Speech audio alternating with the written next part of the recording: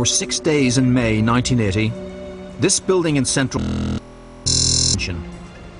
gunmen hold 26 people hostage.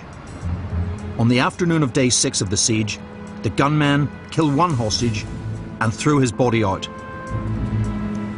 At 7:23 that evening, strange figures appear on the roof. The world is about to witness one of its most secretive organizations in action, the Special Air Service, the SAS.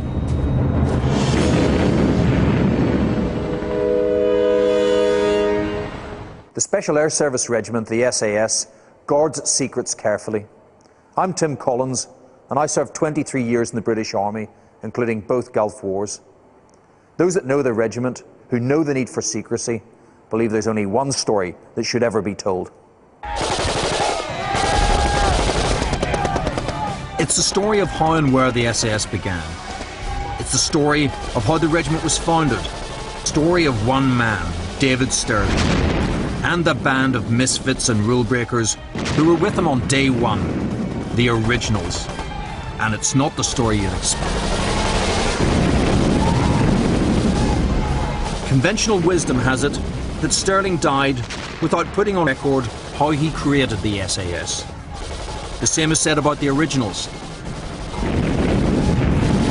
Well, it had to be regarded as a new type of force to extract the very maximum out of surprise and guile.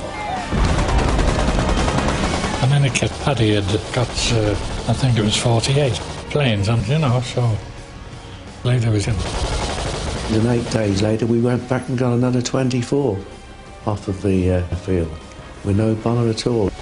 We thought of the others that we didn't know where they were, whether they were alive or dead. I think the most of us wanted to continue.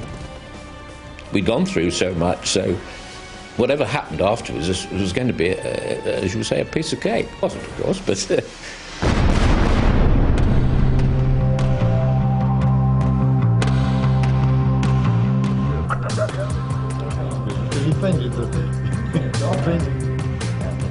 ...1984. A group of old soldiers gather to remember. They are modest and unassuming. They have never told their stories in full. These are known only to a few.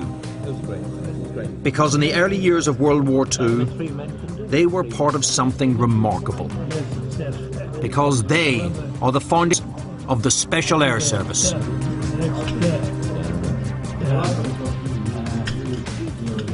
The SAS was 1941 by a young Scots Guards officer, David Stirling. Most military historians believe that Stirling and the people with him on day one, the Originals, died without ever putting their on record. They're wrong. Film roll 42, 53, take 1. At that dinner over 20 years ago, Stirling and those Originals fit enough to travel told their story for the first time. Ever since, those Here's to the Colonel. Colonel David. Yep. Hooray! Hooray! Hooray! Hooray! From the start, we knew we would never make it a regiment unless not only did we operated effectively, but we succeeded in establishing a new role. And that band of vagabonds had to grasp what they had to do in order to get there.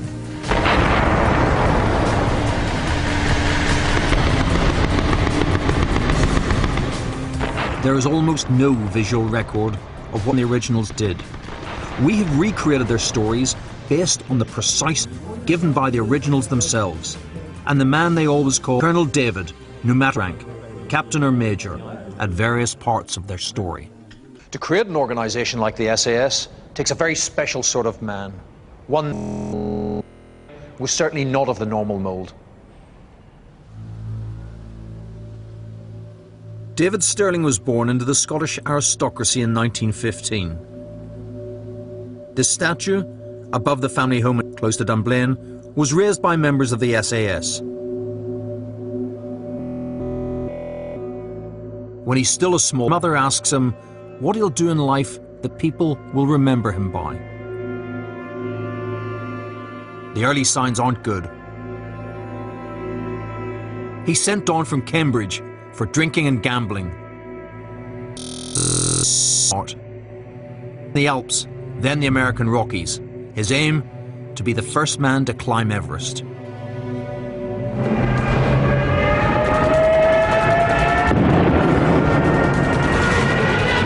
(1939). War breaks out with Germany. Stirling joins the Scots Guards. But the Guards' base at Pirbright is close to the gaming tables of the London clubs. In one lecture, Stirling falls asleep. The lecturer asks him to repeat what he's just. Stirling does. The incident will come back to haunt Stirling at a critical moment in the story of the SAS. Stirling volunteers for the Guards Commando. In 1941, he goes to the force led by Robert Laycock. Hitler occupies Europe. Control of the Mediterranean is vital. In North Africa, Rommel's Afrika Korps has driven the British back to the Egyptian border. British commando operations are cancelled. It's frustrating, but it's also the beginning of an amazing story.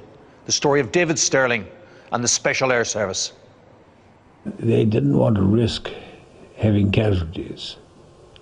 And therefore, unless the weather was absolutely right or all the other requirements for any operational undertaking, it reduced the hazards of that operation to a minimum. They wouldn't let, so we were involved in a series of postponement and of cancellations. But the commando experience with Lay Force is already sowing an idea in Stirling's head. It got thinking regarding how one could carry out the row at 1/100th of the cost.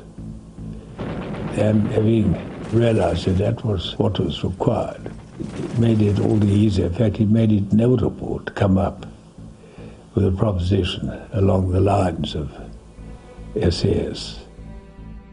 Except there's a catch. The boredom of being pulled back from operations has another consequence, one that doesn't appear in any official history. The man who founds the SAS faces a court-martial for cowardice. I would go out at 8 o'clock in the evening, having recovered from the appalling hangover from my activities in Naira, and re-established my illness by the activities that following night. And they rumbled this in the end. Returning from a commando night exercise, Stirling trips, rips an eye, and is taken to hospital. The enemies he's already making at Middle East headquarters descend. It was a deliberate effort to injure myself so I wouldn't have to go on the active operations that break more than justify prosecution as a card. And they had a committee checking it. Stirling has the idea for what will become the... But Lay Force is disbanded, and he potentially faces a court-martial. It's time for the story twist. Stirling, another Guards officer, Jock Lewis, organised an unofficial parachute drop with a shipment of parachutes which should have gone to India. Like Stirling, Lewis isn't a career soldier. He's a former president of the Oxford University Rowing Club. Like Stirling, he's also thinking about small-scale raiding groups. Exercise goes wrong. Stirling's chute catches in the tailplane and is ripped open. He's almost killed. We kept, fortunately, the canopy avoid, but obviously let a lot more air through, so I descended a good deal than my companions. In fact, Stirling's lucky to survive. He hits the ground hard and he's blinded. And whilst he recovers his sight fairly quickly, his legs are paralyzed. It looks like the end for Stirling the soldier and for his idea of